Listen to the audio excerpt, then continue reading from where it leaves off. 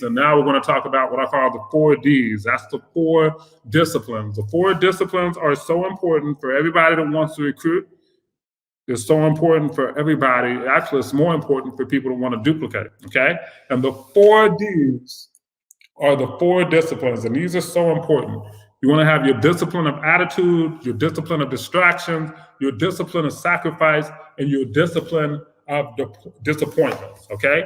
Attitude, it goes hand in hand with positivity. Why? You've heard it 1,000 times. Attitude is everything. Your attitude determines your aptitude. You've heard all of that. You've heard all of that so many times. And so I got this rule, and it's called, well, actually it's not a rule, but this is what people say. They say 33% of your days will be great, 33% of your days will be good, 33% of your days will be bad. Okay, then you got an extra 1% for whatever. So 33% of your days will be good, 33% of your days will be great, and 33% of your days will be bad. Okay? Knowing that rule, knowing what that means, I try not to have a bad day. And I got this rule, it's called the GHOST rule, it's the plus or minus 7 rule. It's an extra 7%, and I add 7% onto that 33%, and I strive to try to have at least 40% of my days being great. 33% of my days I want to be good, and worst case scenario, 26% of the days will be bad, all right? But I try not to have a bad day. Why? Because when you discipline your attitude and you combine that with positivity, you got a lot of positive energy going through your organization. You got a lot of positivity going through your brain, your mindset, and you have an attitude where you wake up in the morning and you're going to do whatever it takes to take your business to the next level, recruit your next greatest prospect or your next prospect, or bring that positive energy. You're going to keep surrounding yourself with great attitude and great energy. The next thing is discipline your distractions. Why? The distractions are so important. And this is why you have different companies that join every single day. You have different companies that pop up every single day. Some companies go out of business, some companies join, whatever the case is. You have got to learn how to discipline your distractions. What are some examples of a distraction? You've got drama, the distraction of drama. You have got to learn how to keep so much drama out of your business. If you've got drama, keep it separate, keep it away. If you got drama in your organization, you fix the issue, you come up with a solution, you come up with an answer within 5 minutes. Don't let things linger on, because if you have a lot of things at the core in your organization, a lot of rotten things, it's like an apple. Eventually, that little hole will blow up and you can't eat the apple anymore. So you want to discipline your drama. You want to discipline your problems. And last but not least, you want to discipline your leadership. That is so important, because when you discipline your leadership, you create a habit of good behavior. You create a habit of good traits, and you create a habit of discipline all of the distractions within your organization. The next discipline is what I call the discipline of sacrifice. For everybody on this call, this is kind of common sense. Actually, everything I talk about is common sense, because common sense is not so common. But when you discipline sacrifice, the discipline of sacrifice, you have to ask yourself, what are you willing to give up? What are you willing to give up? In other words, what are you willing to sacrifice? And in this business, you are going to have to make some sacrifices if you want to get to the top, or even if you want to be quote unquote successful, whatever the case is, you're going to have to make some sacrifices. You're going to have to give up some time on something. You look at it, you say, okay, I have religion, I have family, I have my job, I have whatever you have.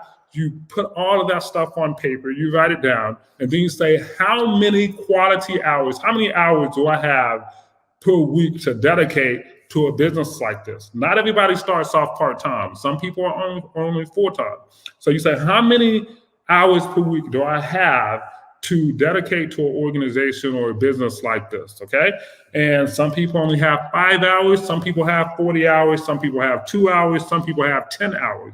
Whatever that number is, you want to make sure you get quality hours instead of quantity hours.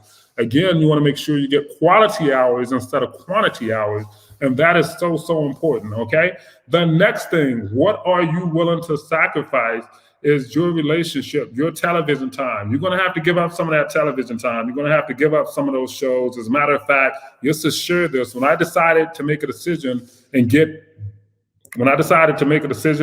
really get committed to taking my business to the next level, I did not watch TV in my house. Why? Because I purposely left all of the TVs in the boxes, and I did not get a cable bill. So I never had a cable bill, and therefore I didn't watch TV. So that was one thing I was able to sacrifice and give up. Why? Because the time that I figured I could be spending looking at a TV screen, I could take that same energy and put it into a business.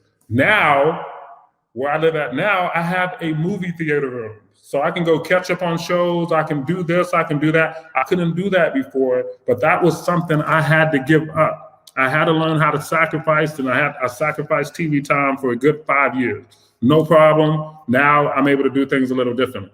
Family, leisure times, 3 years in a row, I missed every major family function on the map. Was that something I was proud of? Absolutely not. Were those some sacrifices that I made at that time? Yes. At that time, I was younger, I was single, it was just me, but I made some sacrifices, and now it's given me a little bit more freedom to do some of the important things, not miss so many important events and so forth. And that's one of the sacrifices that you have to make, okay?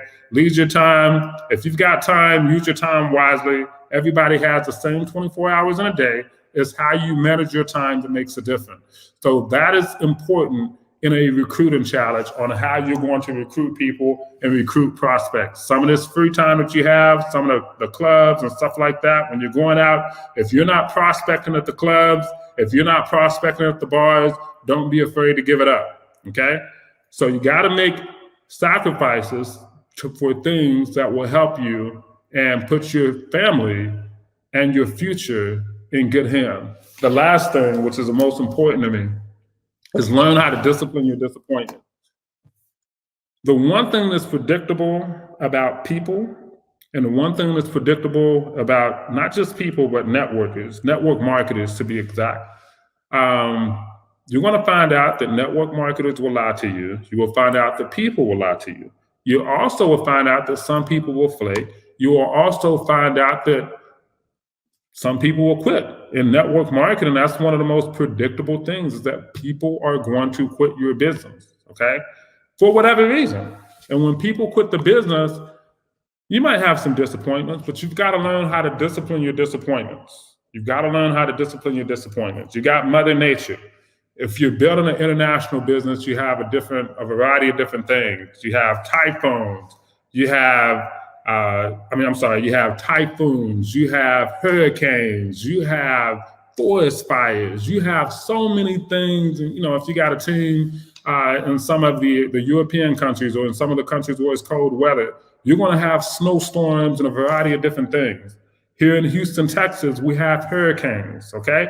And so when things happen, you can't control what Mother Nature does and what happens, okay? What you can control is where you prospect people at. If you have an organization that's in a vulnerable place where things can happen, such as volcanoes or whatever, always be prepared for when Mother Nature events happen, that you have a team, whether it's an international team or you have teams in multiple cities or different countries or whatever the case is. We have access to social media today. Use it wisely. Take advantage of social media. Find new prospects, always prospect, always learn how to recruit. That's important. Emotions. You've got to learn how to discipline your emotions. This was something I struggled with early on. And so you have got to learn how to discipline your emotions, because if you're in a product-based company, you're going to have people who are going to become emotionally attached to the product, which is great. Also, at the same time, you have people that become emotionally attached to the business, which is also great. Here's what a challenge is. Sometimes you have team members, you have distributors who get so caught up in their emotions that they will make an emotional decision. And a lot of times that emotional decision isn't always the wisest decision. I've seen people who've made some incredible money, and they was going through whatever they were going through in their personal life or business life or whatever happened, and they made a temporary emotional decision that was not best for long term. So learn how to discipline your disappointment so that you can discipline your emotions, so that when you're going through whatever you're going through, you can make decisions that are for your long-term future and your long-term business versus just your short-term, temporary emotional decision. And comparisons, discipline comparisons. One of the biggest things when it comes to discipline, learning how to discipline your disappointments is for comparison. It is a thief of all joy. And I hate to compare people in business. I hate to compare people in teams. I hate to talk about what this other person is doing all the time, because being a former athlete, from a psychological aspect, it works for some people, but most people it does not. So how do you offset that? Instead of focusing, when you discipline your disappointments, instead of comparing your team members or your uplines or whoever, what you have got to learn how to do is learn about that person, learn about your new recruit, find out what drives them, find out what motivates them, and then more importantly, find out how you can help them maximize your potential. And that is so important. So I just talked about the 4 disciplines: discipline your attitude, discipline your distractions, discipline your sacrifice, discipline your disappointment.